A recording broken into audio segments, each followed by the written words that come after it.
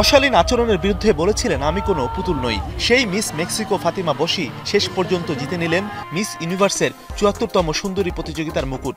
২১ November Bangladesh সময় সকাল ৭টায় থাইল্যান্ডের ব্যাংকক শহরে শুরু হয় মিস ইউনিভার্স ২০২৫-এর ফাইনাল পর্ব, যেখানে কয়েকটি পর্ব পেরিয়ে মিস ইউনিভার্সের ফাইনালে উঠে আসেন ৫টি দেশের প্রতিনিধি।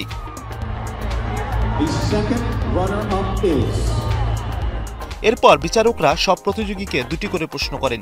সেই দুই প্রশ্নের উত্তরের ভিত্তিতেই চূড়ান্ত করা হয় মিস ইউনিভার্স ২০২৫।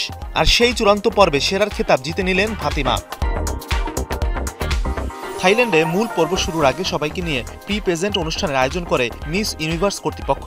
নিয়ম অনুযায়ী যে দেশে মিস ইউনিভার্স অনুষ্ঠিত হয় সে দেশের একটি প্রমোশনাল ভিডিও করতে হয় প্রতিযোগীদের।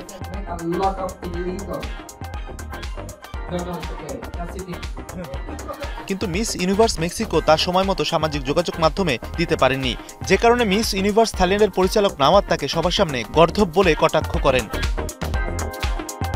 সঙ্গে সঙ্গে এর জবাব দেন মিস মেক্সিকো ফাতিমা বশ। সরাসরি বলেন, আপনি আমাকে একজন নারী হিসেবে যথাযথ সম্মান দিচ্ছেন না। ঘটনার পর ৩টি ভিন্ন ভিন্ন জায়গা থেকে ক্ষমা চেয়েছেন সঞ্চালক, কিন্তু তাতে মন গলেনি মিস ইউনিভার্স কর্তৃপক্ষের। এবছরই পরিচালকের দায়িত্ব পাওয়া নাওয়াতকে দায়িত্ব থেকে সরিয়ে দেয় মিস ইউনিভার্স কর্তৃপক্ষ। Mazharul Tamim, star news.